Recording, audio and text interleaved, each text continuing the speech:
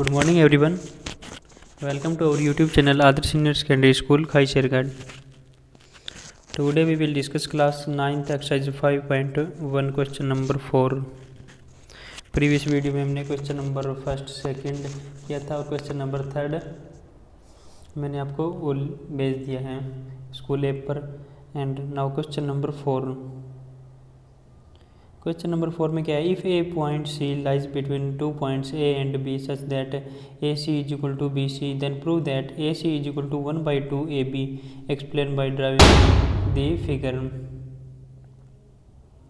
If a point C, अगर वो कोई पॉइंट सी है लाइज करता है बिटवीन ए एंड बी, कोई जैसे एक लाइन ले ली ए, इसका ये पॉइंट ए एंड ये पॉइंट बी, बीच में कोई पॉइंट है सी, तब बोल रहा है A C is equal to B C है.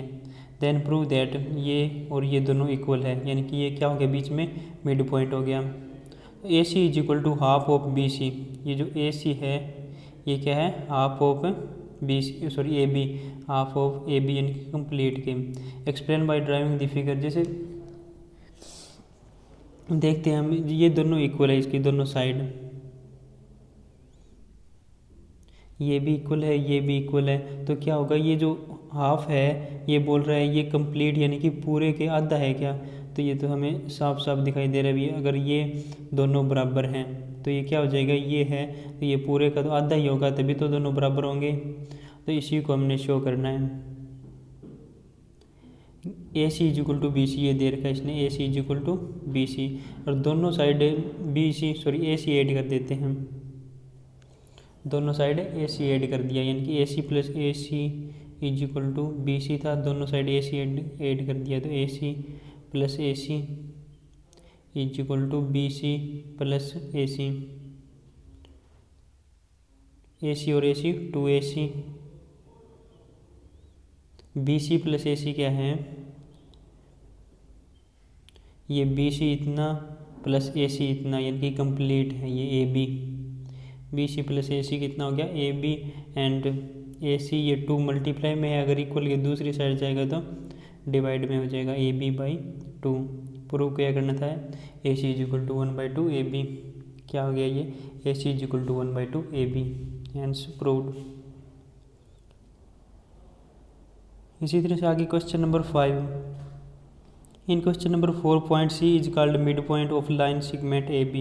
Prove that every line segment has one and only one midpoint.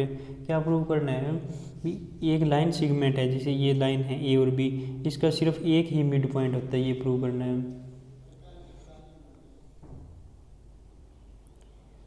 Late C and D are 2 mid point of line segment A B.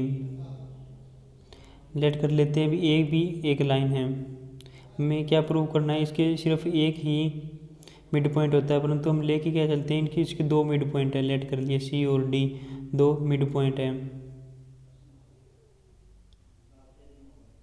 According to question number 4 we have A C is equal to half of A B.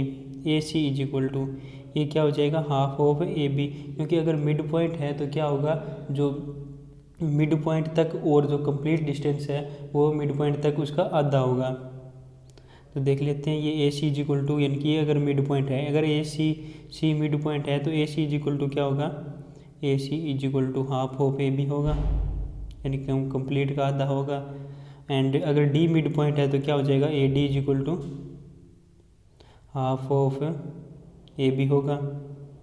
अगर ये mid point है तो half of A B होगा, अगर ये mid point है तो half of A B होगा. ये दोनों क्या है, इक्वल है, तो ये भी इक्वल होंगे, यानी कि A C is equal to A D होगा, A C is equal to A D होगा. एंड यहाँ साफ पता चल रहा है A C is equal to A D है, ये यहाँ तक है और ये यहाँ तक है, यानी कि ये कभी नहीं हो सकता, ये it is not possible. So line segment has only one mid point. A C is equal to A D तो कभी नहीं हो सकता, तो इसमें लाइन के सिर्फ एक ही मिड पॉइंट होगा, या सी या D. In figure if A C is equal to B D, then prove that A B is equal to C D. एक लाइन सेगमेंट दे रखी है, इसमें क्या है, A C is equal to B D, यानी कि जो A C is equal to क्या है, बी डी, यहाँ ए और सी तक और यहाँ बी और डी तक. Then prove that A B is equal to C D. Prove क्या करना है, ए बी ये इतना और ये इतना प्रूव करना है equal A C is equal to B D दे रखा है। दोनों में से क्या करेंगे, बी सी सब्ट्रैक्ट कर देंगे। यहाँ से देखते हैं ये लाइन दे रखी है, दोनों में से बी सी सब्ट्रैक्ट कर दिया, यानी कि A C minus B C. A सी कहाँ तक है, यहाँ तक है, माइनस बी सी, ये इतना सब्ट्रैक्ट कर देंगे। इसमें से तो क्या रह जाएगा, ये इतना, और ये क्या है, ए बी है, यानी कि इसमें ए बी रह गया। इसमें से B D minus B C, B D का है कंप्लीट यहाँ तक, माइनस बी सी यानी कि यहाँ तक सब्ट्रैक्ट करना है, तो क्या रह गया, ये इतना, और ये क्या है, डी सी यानी कि सी डी, और प्रूव क्या करना था, A B is equal to C D. ये प्रूव हो गया।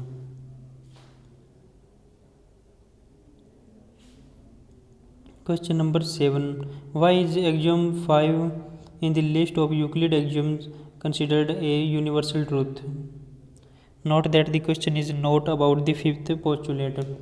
ये यूनिवर्सल ट्रूथ है, ये बताना है, यानी कि द वोल पार्ट, ये एक्सियम फिफ्थ क्या है, the whole is greater than the part, यानी कि the whole is greater than the part है। ये क्या है, ये एक यूनिवर्सल ट्रूथ है। कैसे है, द वोल यानी कि जो कंप्लीट है, यानी कि ये लाइन ही ले लेते हैं, एक हमारे पास ये लाइन है, तो इसमें से अगर कोई पार्ट उठा लिया, इसमें से ये पार्ट उठा लिया इतना, यानी कि ए सी पार्ट उठा लिया, तो ये ए सी है जो क्या होगा, यानी कि वोल यानी कंप्लीट से ये तो कम ही होगा obviously. The whole is greater than the part, यानी कि जो वोल होगा यानी कि कंप्लीट है, वो पार्ट से तो हमेशा बड़ा ही होगा। पार्ट क्या है, वोल कंप्लीट का तो पार्ट बनते हैं, ये जैसे ये लाइन है इसके पार्ट बनाने हैं, यानी कि यहाँ यहाँ यहाँ यहाँ, ये इतने पार्ट बन गए इसके, तो ये जो पार्ट है वो कंप्लीट से तो छोटे ही होंगे, यही बोल रखा है, यानी कि ये क्या है, यूनिवर्सल ट्रूथ है। क्वेश्चन नंबर फर्स्ट है 5.2। Question number first, how would you rewrite the Euclid fifth postulate so that it would be easier to understand. Question sorry postulate है फिफ्थ, उसको लिखना है। ये क्या है, पोस्टुलेट फिफ्थ क्या बोल रहा है, दो लाइन है, यहाँ से दो लाइन, अगर एक थर्ड लाइन इनको इंटरसेक्ट करती है तो क्या होता है, जो ये एंगल है, ये एंगल ये हमेशा ही 180 डिग्री से कम होता है। 180 डिग्री से कम क्यों होता है, क्योंकि अगर ये एंगल 180 हो जाएगा तो क्या हो जाएगा, 180 डिग्री क्या होता है, ये यानी कंप्लीट स्ट्रेट लाइन हो जाता है। और अगर ये स्ट्रेट लाइन होगी तो दोनों लाइन को इंटरसेक्ट भी नहीं करेगी, हमें क्या है, इंटरसेक्ट कराना है, तो 180 डिग्री से कम करना पड़ेगा ये एंगल, ये जो एंगल है ये 180 से कम कराना पड़ेगा। अगर ये 180 से कम ना होकर 180 हो जाता तो क्या हो जाता, तो ये लाइन है ये क्या हो जाती, यहाँ हो जाती, और इनको इंटरसेक्ट करती है, इन दोनों लाइन को कभी नहीं करती, तो क्या हो जाएगा, 180 डिग्री से कम होगा, ये less than 180 degree. Next question number second, does Euclid fifth postulate imply the existence of parallel lines, explain. वो सेम दे दिए इसने फिर से, वो अगर इसने अब की बार क्या है, पहले क्या था, सिर्फ ये बताना था भी कितने डिग्री पर ये इंटरसेक्ट करता है, तो 180 डिग्री से कम।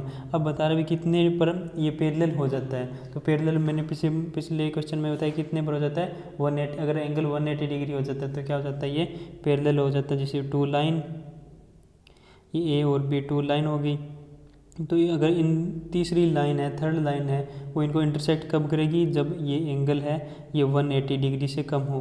अगर ये बोल रहा है, अगर ये पैरेलल कब होती है, ये पैरेलल कब होती है, जब ये एंगल 180 डिग्री का हो जाए, 180 डिग्री यानी कि स्ट्रेट लाइन बन जाए। अगर ये स्ट्रेट लाइन बन गई तो यहाँ एंगल को क्या हो जाएगा, 180 डिग्री, और 180 डिग्री पर स्ट्रेट लाइन होने पर ये इनको कभी इंटरसेक्ट नहीं करेगी, ये क्या हो जाएगी, एक पैरेलल लाइन हो जाएगी।